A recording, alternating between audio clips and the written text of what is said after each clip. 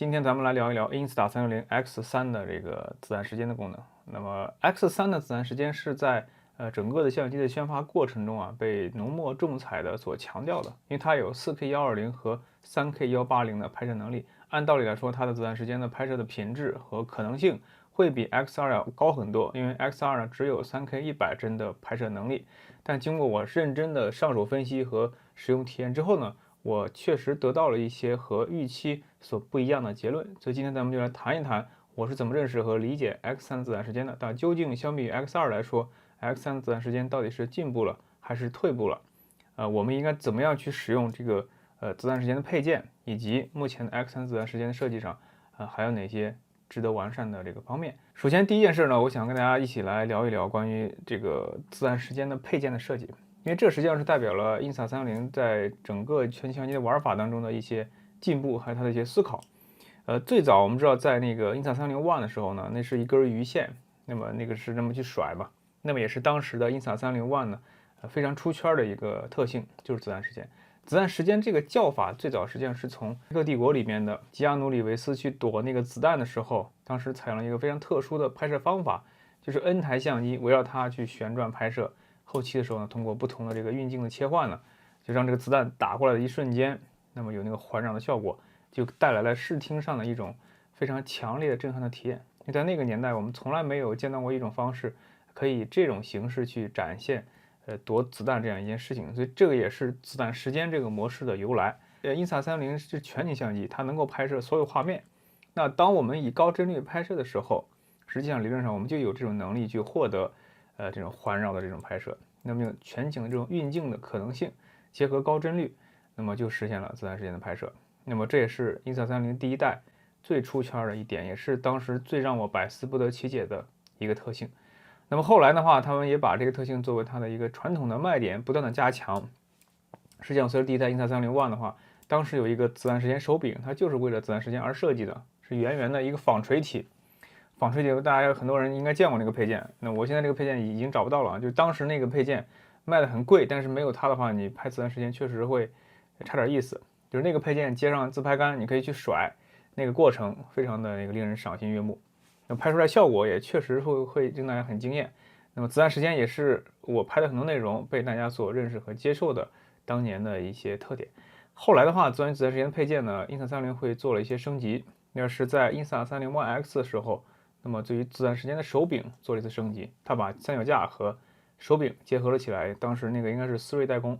那么它既有延伸三脚架的这个功能，同时呢侧边还可以去接自拍杆。当时那个自拍杆也升级到了这个隐形自拍杆，就是 One X 隐形自拍杆。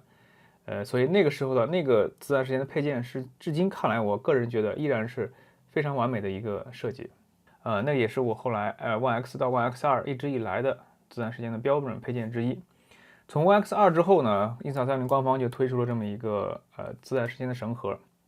这个绳盒的设计应该说相较于第一代的那个鱼线啊，应该说进步了很多。因为第一代的鱼线在甩相机的时候，很容易把相机甩出去。后来很多玩家自制的一些自然时间的配件，当然这个也差强人意。但是这个自然时间的绳盒的设计呢，的确是令人印象深刻。它解决了很多问题。第一个就是便携收纳的问题，第二个就是这个握持的问题。它这个握持的时候呢，正反两个金属铁片有拉丝的纹理，握起来很舒服。那么第三个呢，就是解决了整个这个自然时间和相机就是固定的问题。怎么去解决的呢？我们来看一看啊。它这个自然时间实际上拉开之后呢，就是这根线，这根线其实没有多长，大概有1米的长度。但是呢，它这个顶部啊，它的顶部，大家如果注意看它的这个详细的设计的话，它这个细节设计是这样的，它里面其实是一个四方形的螺柱和螺母的设计。那么它这个四方形的这个形状呢，可以紧紧的配合起来，所以它在和相机去相连的时候，它就可以连得非常稳定。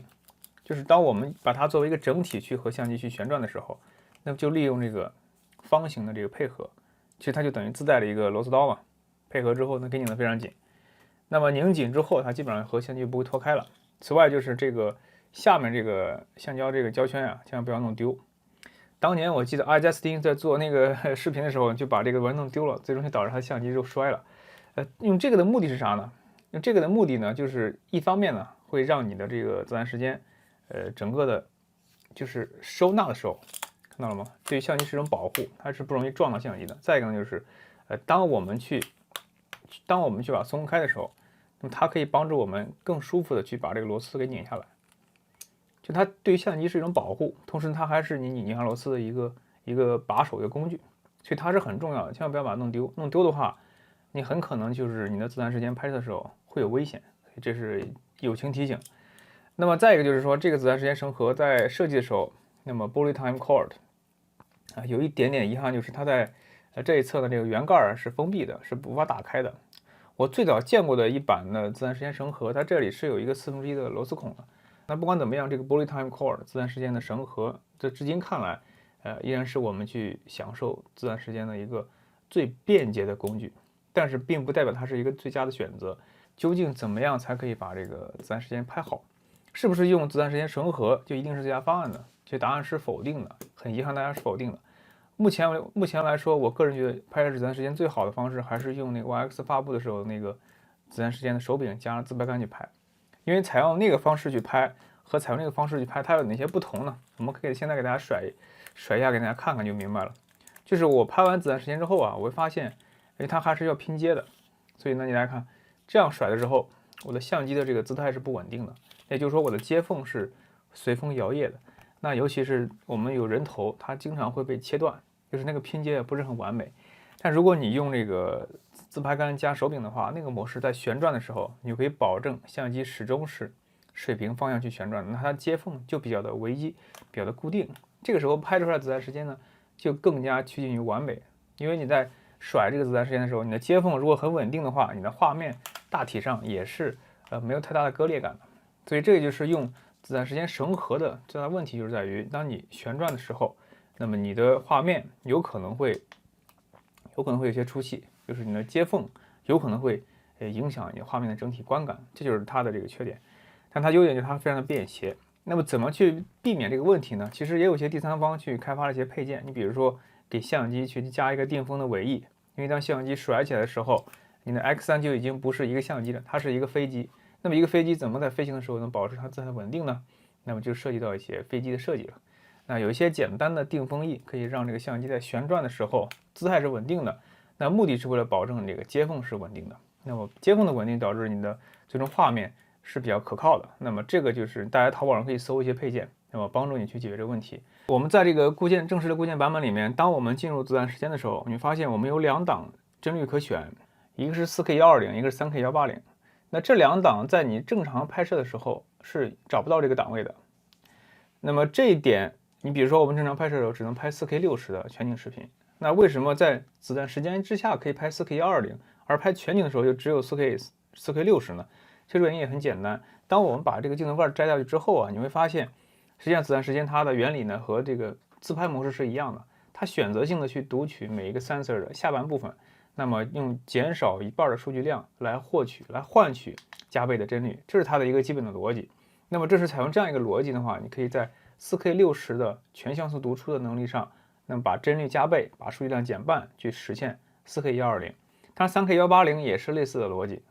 那这样的话，因为数据量减少，所以在你拍摄的时候，那你就只有朝向自己的一面是有画面的，朝向另外一侧呢是没有画面的。那在这样一个情况下，因为它并不是一个高帧率的全景视频，所以它在子弹时间上很多应用的潜力是不如 X2 的。X2 呢是有 3K 100帧的全景视频的拍摄能力，而 X3 目前只有 4K60的全景拍摄能力。所以这个就是在子弹时间使用上最大的一个差异。实际上，子弹时间和自拍模式，就是单镜头的自拍模式，它们2个在工作原理上是完全一致的。这一点是我在深度体验了 X3 之后呢，就印象最深刻的一点。这一点实际上，我个人觉得将来有没有可能去开放 3K90的全景视频的拍摄？那么这样的话，也基本上是能够追平 X2 的 3K 100帧的这个拍摄能力的。因为全景视频的高帧率的全景视频给我们创作上最大的优势就在于，我们可以以一些非常风骚的姿势去运用这个子弹时间。子弹时间其实并不仅仅是用来环绕一个人去拍摄。你比如说，当时我跟汉娜去学了几招，这汉娜 Wilson 就是 Insta30那小姐姐啊，不过现在已经离职了。你比如说我在桌面上摆了一杯这个饮料，大家看啊，你比如说我在桌面上摆了这么一杯饮料，那我如果是用原来还有一种方式怎么拍呢？就是我把这个绳稍微拽起来一些，让它环绕我这个饮料去转。后期的时候，我可以通过这个全景的运镜啊，让这个画面的焦点始终定格在中间的位置。这就是用全景的高帧率相较于自然时间的高帧率所最大的不同。那么现在呢，我在 X3上是没有这个能力的，因为如果我拍 4K120的话，那我采用这么一个方式去旋转，我的画面里面大概率只有我的手，而没有我想要的主题。对，这个就是在 X3上我们在自然时间的这个运用过程中啊，在探索的过程中发现，它在创作上实际上还有一些能力的短板是相较于 X2来说，是有所欠缺的。这一点呢，如果将来的固件升级能够给我们 3K90或者 3K100的这个全景的拍摄能力的话，我相信这个短板会被补齐。但如果你想拍摄这种传统的环绕自己的这种自然时间，这就经典的自然时间，那我相信 X3的拍摄能力毋庸置疑，一定是比 X2更强的。但是如果你有一些很创意的用法，巧妙的想去采用高帧率的360视频的时候，那么这个时候你就发现 X3在这方面的能力是要弱于 X2的。就咱们对着镜头嚷嚷了这么久啊，实际上还是想讲的，总结下来就这么几点。那么第一点就是说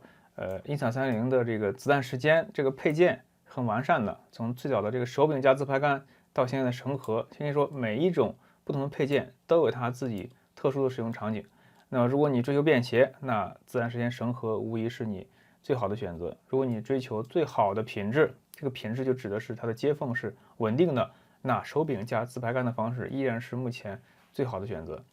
那如果你还想这个便携，还想让相机稳定，那你就去淘宝上去找这个带定风翼的这种配件，让你的 X3在运动的时候，那么姿态是稳定的，那也是可以的。在咱们视频分析的第二件事就是这个整个自然时间的拍摄能力上。X3和 X2相比，到底还有哪些不足？就如果我们是传统的经典的自然时间环绕自己去拍，那毋庸置疑，4K120、3K180它的这个提升，那么是很大的，肉眼可见的。但如果你想用它来拍一些创意的模式，那目前我们还缺少真正高帧率的全景视频的拍摄能力。所以这是我相信 X3在后面应该会通过固件的方式去完善的。但是现阶段，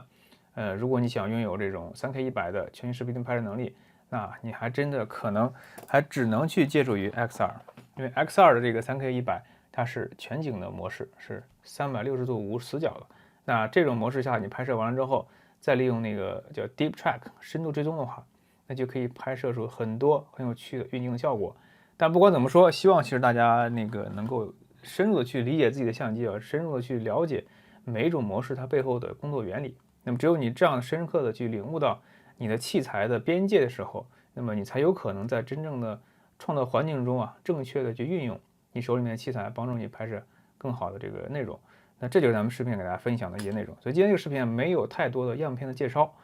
基本上还是咱们去讲道理、讲设计，然后去讲一些我对于参数的理解和感悟。那如果你觉得视频还不错，千万不要忘了点赞、转发3连。咱们下期视频再见。